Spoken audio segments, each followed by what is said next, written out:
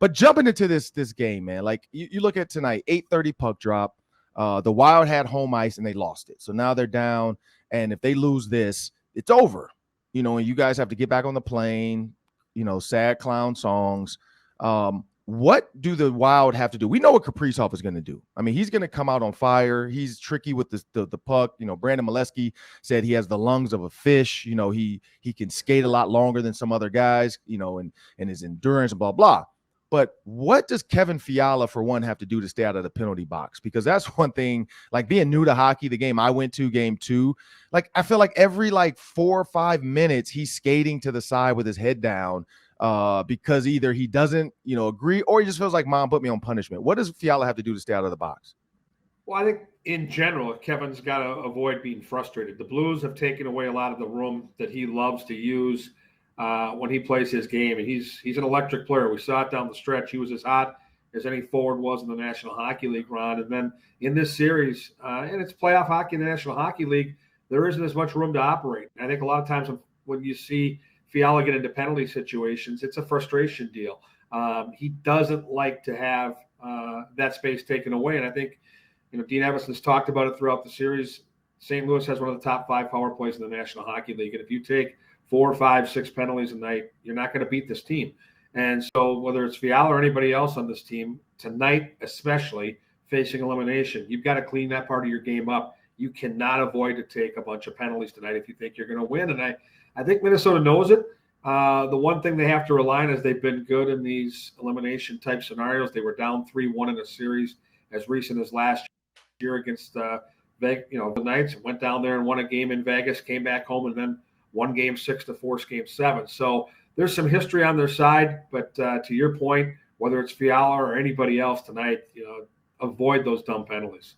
Yeah, and you look at shots on goal. I mean, of course, Kaprizov leading the team with 25 in this series.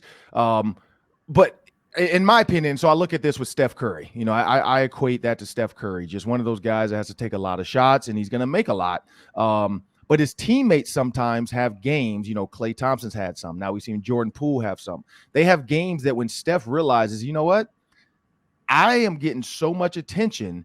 If I make that secondary pass, somebody is wide open. And if they can, and they may or may not knock it down, but I got to trust my teammates. Who on this team, because we know Eriksson can do it, but who other than those two, Kaprizov, Eriksson, and let's take Fiala out of it because Fiala's the easy answer. But who can they make that secondary pass to? If you look at Hartman, Zuccarello, Brodin, Spurgeon, even Greenway, but, looking at those top guys, who's a guy that can come out tonight and actually give the Wild some energy that they have not been able to give them early on in the series? Well, you hit the nail on the head. It's got to be somebody other than Kaprizov because St. Louis is going to spend a ton of time to try to shut him down. Ryan Hartman's a guy that absolutely could step up, 30-plus goals during the regular season, and I think because Zuccarello and Kaprizov have that great chemistry, St. Louis seems to push all their defense in that direction. So I would think Hartman could be a wild card tonight.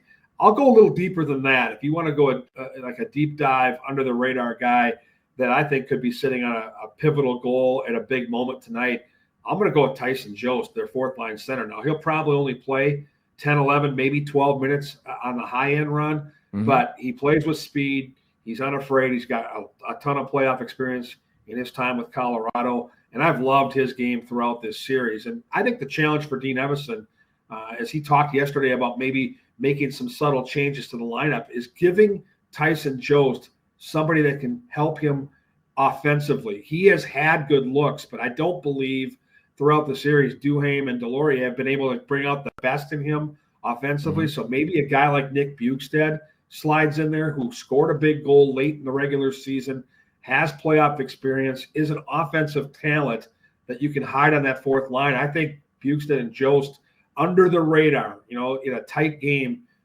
could be one of those sequences where they pop up and do something special tonight. Yeah, and so looking at Nick Bjugstad, you're talking about bringing him in, and you said subtle. I like the word you use, subtle line changes. So do you think that means that Cam Talbot, we're not going to see him at all, even if they go to a Game 7? I've been wondering about that throughout the series because, the one advantage you had when you made this big move to bring in Marc-Andre Fleury back on March the 21st is you have two bona fide number one goaltenders. And, Fleury's been good. I don't think he's been great. I don't think he's the reason you're down in this series, but he hasn't stole you one yet. And tonight may be a night where that guy needs to steal this game if you're going to extend, because St. Louis on home ice is going to be amped up. The crowd's going to be juiced. It's going to be a tough environment. You may need your goaltender to go out there and make 35 saves. I go back and forth because Fleury's got the experience. He's got the cups. But Cam Talbot, in those games I was talking about last year when Minnesota left St. Paul after losing back-to-back home games, down 3-1 in a series, to go into Vegas in a raucous environment, and Cam Talbot stopped 38 out of 40 shots to extend that series. He backed that up with a shutout in game number 6. So he has the credibility with Dean Evason and this team to get the job done. The problem I keep having with let's put Talbot in there right now is I believe in the guy, but he hasn't played a game in over a week and a half. So the gap in between starts would worry me a little bit, but I would not be shocked if it happened. So if you're Cam Talbot, though, so put your skates on, you're Cam Talbot. Do you feel some type of way about like how you're being treated now? Whereas, and I know it's not like football where guys actively seek a trade or actively try to get to a team that's going to let them be the guy. But I mean, how do you see this playing out? I know Fleury's older. Do you see this just as like a one and done or a two and done even, and Cam Talbot's still here? Or do you feel like, this could potentially screw with his head where he's like, I don't want to be here because I didn't even get a shot to help the team out in the playoffs? Well, I think every athlete at this level wants to play. And Cam Talbot has been nothing but a great teammate.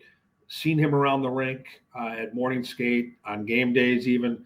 He's been nothing but great to his teammates, and that's the reports we're getting from him behind the scenes. But, yeah, you're right. I mean, he wants to play. And he's getting to the point in his career where, he's earned that. And so I think that'll be a conversation for the offseason. And the Wild will have to figure out how they move forward with one or both of these guys. But, I mean, if he gets the chance to play tonight, you can't tell me that he's not motivated to say, you know what, I can be the man here. You haven't given me a chance yet, but I'm going to show you tonight what I can do. And I kind of like that tonight. I kind of like a guy that's a veteran player that's been there and done that maybe deep down under the layers of being a good teammate and being a good guy, which he has been, burns to show everybody what he could do. And just knowing Cam Talbot the way I do and seeing the way he works behind the scenes and seeing what really makes him go, I think this would be a great opportunity for the Wild to use that and to let him go out there and play with some fire. Because in a game like this, you need everything, and you need a little bit of that fire, a little bit of that chip on your shoulder, Ron, where you want to go out there and say, you know what, you should have put me in here a long time ago. These guys all have that, they all have that belief in themselves. And I think it might be a great opportunity to give Cam that chance. And last one, if the Wild win tonight, they did what? If the Wild win tonight, they got a lead in a hockey game in a tough place to play, and they played a full 60 minutes of smart hockey. What we haven't seen from this team yet in this series is a complete 60 minutes of smart hockey. Avoid penalties, get to a lead, and then shut down the Blues. And the Wild have, again, especially in games 2 and 3, have been real close to a 60-minute game. But tonight you're going to need your absolute best, and this team's capable of that. They've been at their best all season long in must-win situations. They've had big games, and they've had big responses. And a lot of these guys were on that team last year that was down 3-1 in a series, that took it back to game 7. And if not for an injury to Jonas Brodin early in game number 7, I still think would have won that game and advanced in the playoffs. So they've got everything they need right here. They're, for the most part, healthy. They're ready to roll, and now it's a matter of going out there and executing. They didn't do that in game 6 or in game 5. They allowed St. Louis back in the hockey game. You mentioned it, that second period. If Minnesota gets the next goal and goes up 3-1, the Wild are going to ride that wave on home ice of emotion and get the victory. They let St. Louis hang around. They allowed the Blues to tie the game late in the second, and that seemed to carry over into the third. They need to clean some of that stuff up tonight. I think they will. I've said all along this thing was going 7. These are the two most evenly matched teams going into the playoffs, separated by the fewest amount of points series in the league. And I think this thing goes 7. I think the Wild find a way tonight.